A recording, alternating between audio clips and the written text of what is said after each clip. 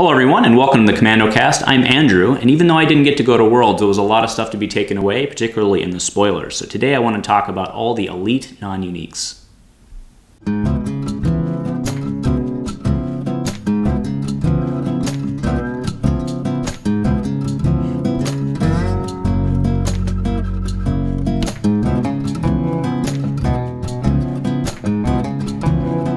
Alright guys, so like I said, I'm very excited about all these elite non-uniques. I actually think they are a potential game changer for Destiny. Whether you're running them full wide all the same or whether they're just slotting in with a bunch of people, I think these guys could potentially be game changers. And that's why today's alternate episode is elite non-uniques have me so bleeping excited for the next set that I actually changed my pre-order plan, which is true. So I don't actually know when this episode's going to go up. It depends if I can shoot with Mike this week or not. So it will bounce around. That's why there's no episode number on this.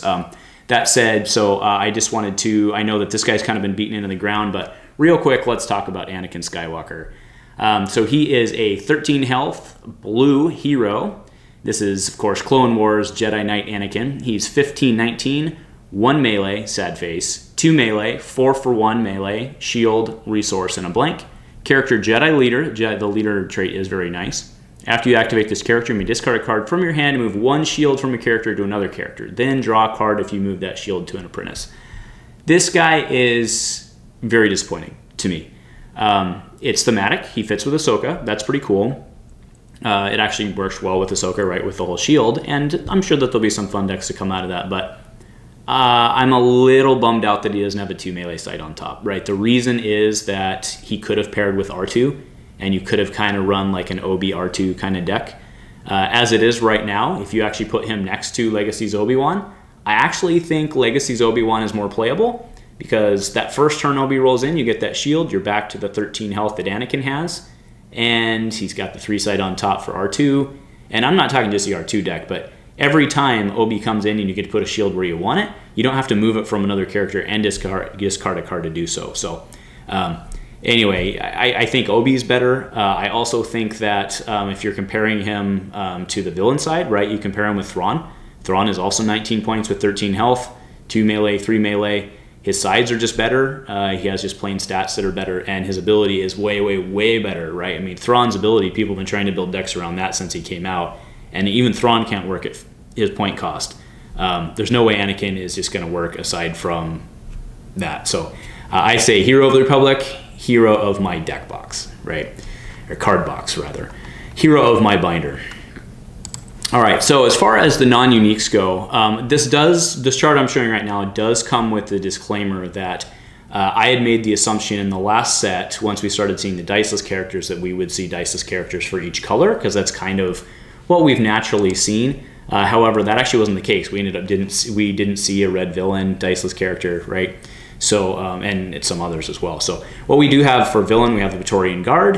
Red, we got the Kashyyyk Warrior, the Wookiees, and then we got the Imperial Death Troopers. So let's start with the Imperial Death Troopers. Those who follow the Facebook page for Dice Commando know that I'm very excited about these guys. I've actually made proxies for them already.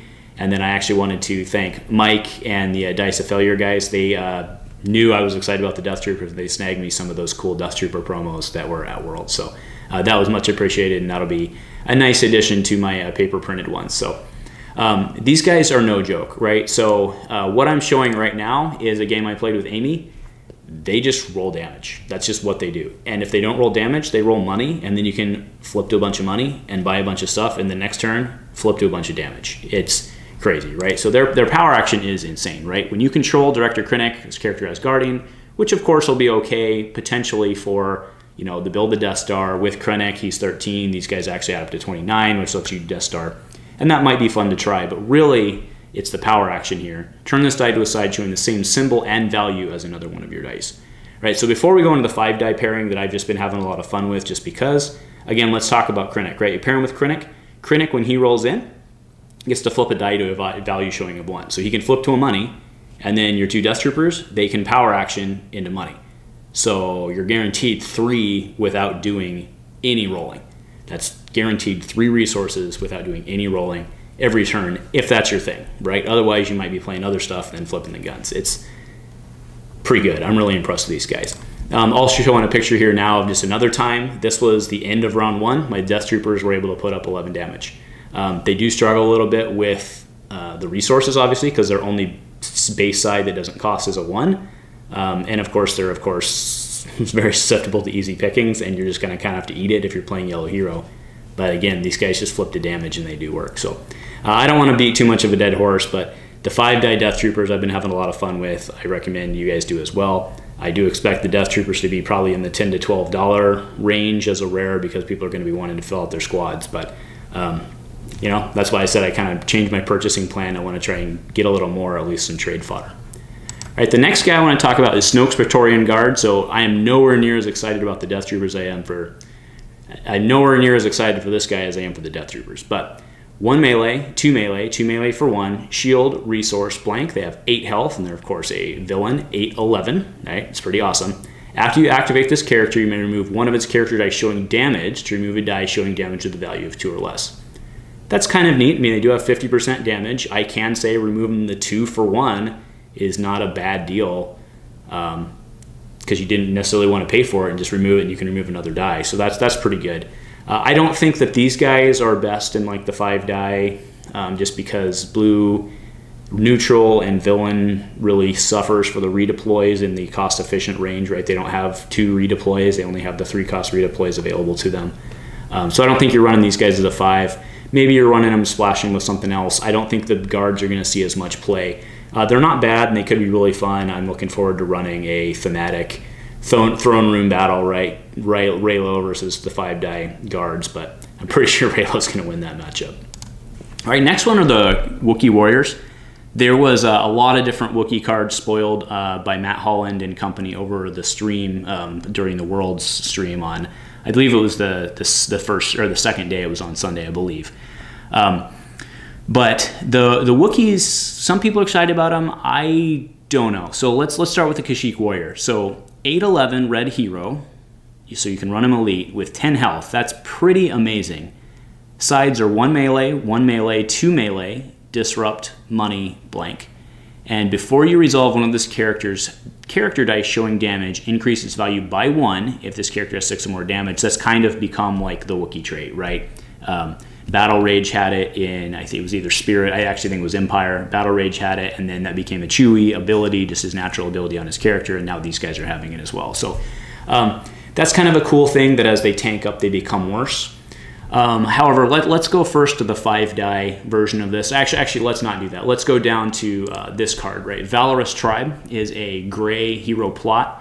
Action, exhaust this plot to move up to 2 damage from a character you control. Then you may spot a Wookiee to heal 1 damage from your character. So, quick clarification on this plot before we go back to our conversation.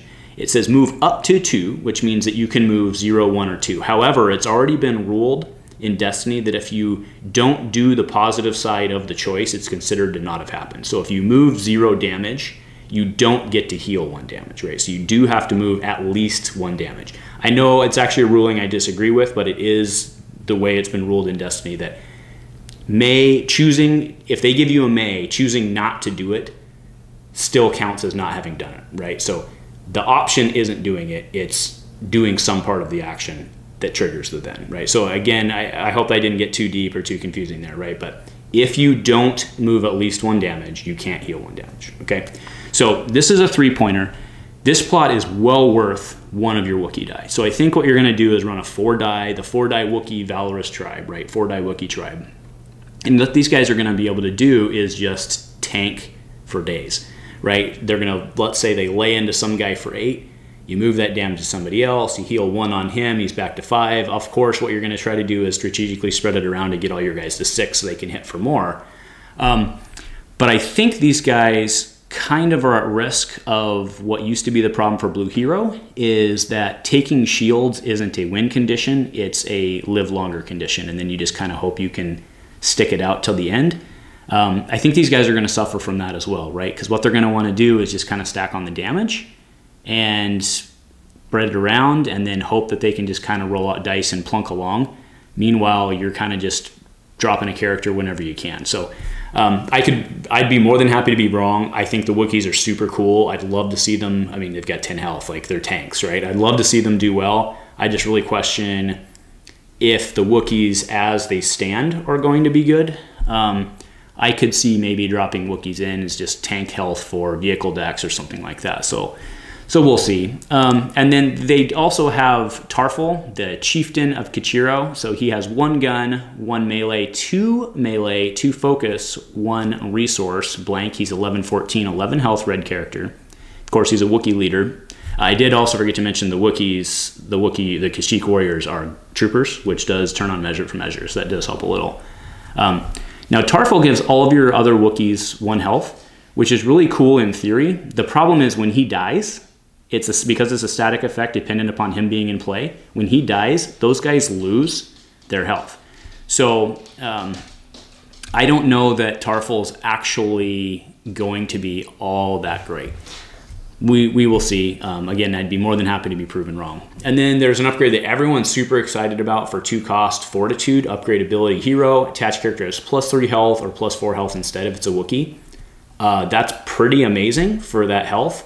But again, I kind of go back to, I don't know that it really gets you much because it's not furthering your win condition. It's just letting you stay alive longer. So like I said, I'd be more than happy to be proven wrong. I'm just not sure that these guys get it. So let me now go into kind of the title of game changers, right? The reason I think that these guys are massive game changers is because of how they're going to really change the team comp building strategy entirely, right? It used to be that you would look for your non-uniques as kind of fillers, right? For the most part, you'd look for an 8, but you can now use these guys with 2 die as really your cheap slot. I mean, think about it before when you were looking to pair somebody with Thrawn, for example, you had to go look at Luce because she was 8'11", or you'd go look at a Balatik or something like that, right?